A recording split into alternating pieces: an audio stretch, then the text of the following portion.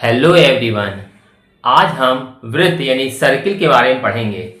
ये बीच में जो बनाया हुआ है ये एक सर्किल है और बीचों बीच में जो है यहाँ इसका एक केंद्र बिंदु होता है और इसको मिलाने के लिए ये रेखा है। इसको क्या कहते हैं? ये त्रिज्या, इसको कहा जाता है त्रिज्या। ठीक है, और पूरा का मिला दें तो क्या हो जाएगा? वो हो जाएगा व्यास। ठीक है, तो सबसे पहले तो हम यहाँ जान लेते हैं त्रिज्या और ये व्यास क्या होता है। त्रिज्या को आर भी कहा जाता है।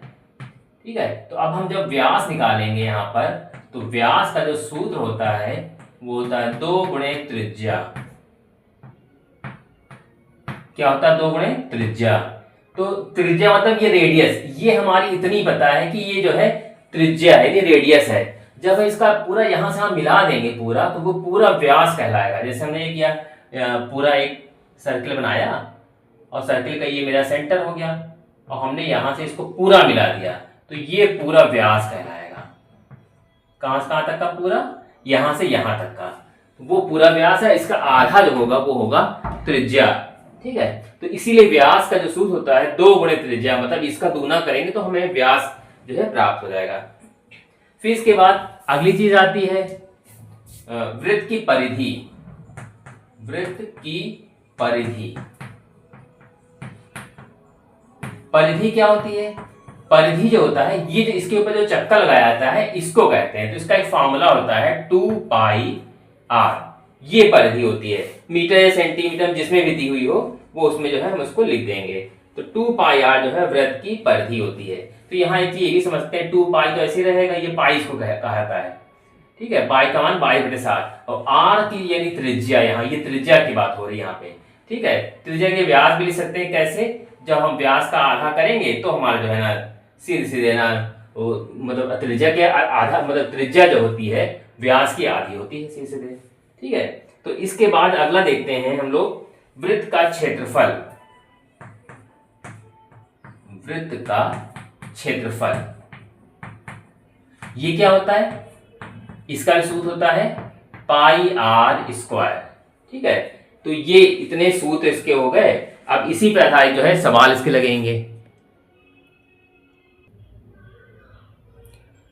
आइए देखते हैं एक सवाल।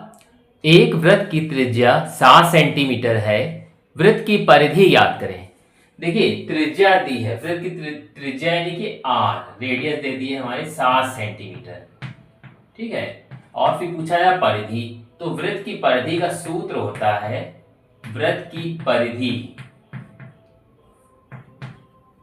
बराबर होता है 2 पाई आर, यानी कि 2 इंटू पाई का मान रखेंगे, पाई का मान होता है 22/7 और गुणे आर का मान कितना? हमारा 7 दिया है पहले से ही इसमें सवाल में ही।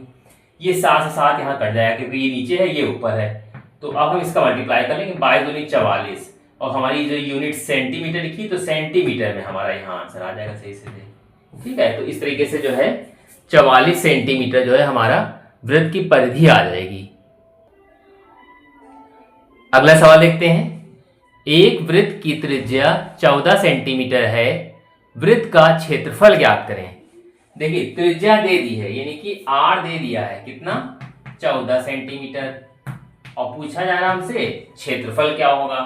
तो वृत्त का क्षेत्रफल का सूत्र लगा देंगे। वृत्त का क्षेत्रफल ये कितना है? ये होता है पाई आर स्क्वायर, ये स्क्वायर में होता है। ठीक है, तो यहां मान रखेंगे, पाई का मान 22/7 गुणे आर का मान कितना है? 14 और स्क्वायर लगा तो 14 का स्क्वायर लगा देंगे। तो यहाँ पे 22/7 और ये गुणे में जो है कितना है? यहाँ पर 14 है, 14 को हम 2 बार लिखेंगे ऐसे, क्योंकि यहाँ स्क्वायर लगा है। 7 से काट देंगे, 7 दूनी 14। ठीक है, तो अब हमारा ये आ गया सीधे सीधे 22 गुणे 14 गुणे 2, इसका बस हम गुणा कर लेंगे तो ये हो जाएगा कितना? 22 दूनी 44 हो गया सीधे सीधे और 44 का हम 14 से गुणा कर देंगे सीधे सीधे।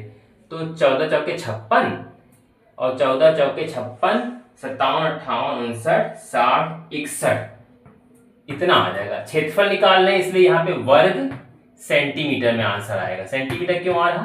क्योंकि यहाँ ये सेंटीमीटर में ही दिया हुआ है इसलिए वर्ग सेंटीमीटर आ जाएगा। एक बार मल्टीप्लाई खुद करके देख लीजिएगा सही कि 14 दूना तो 28 हो रहा है, या ऐसा कर लीजिए 22 दूनी 44 कर लीजिए, 44 का 14 से कर लीजिए मल्टीप्लाई, चाहे तो दोहरा गुणा करके देख लीजिए, चाहे तो डायरेक्ट भी गुणा कर सकते हैं। 4 चौक 16, 4 चौक 16 17, 1 चौके 4, 1 चौके 4, ये हो गया 6, 7 4 11 और 4 5 और 1 6।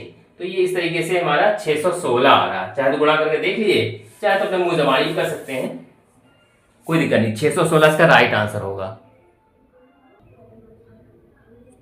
अगला सवाल देखते हैं।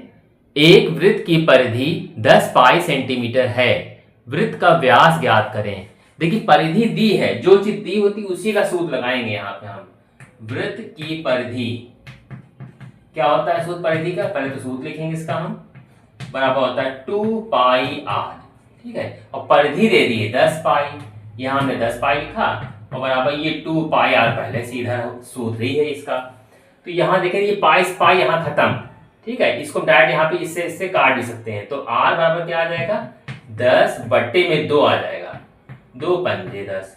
तो हमारा त्रिज्या आ गई 5 सेंटीमीटर। लेकिन त्रिज्या तो पूछा नहीं था, पूछा गया वृत्त का व्यास। तो अभी हमने बताया उससे पहले कि व्यास बराबर होता है 2 गुणे त्रिज्या, यानी कि त्रिज्या का 2 गुना।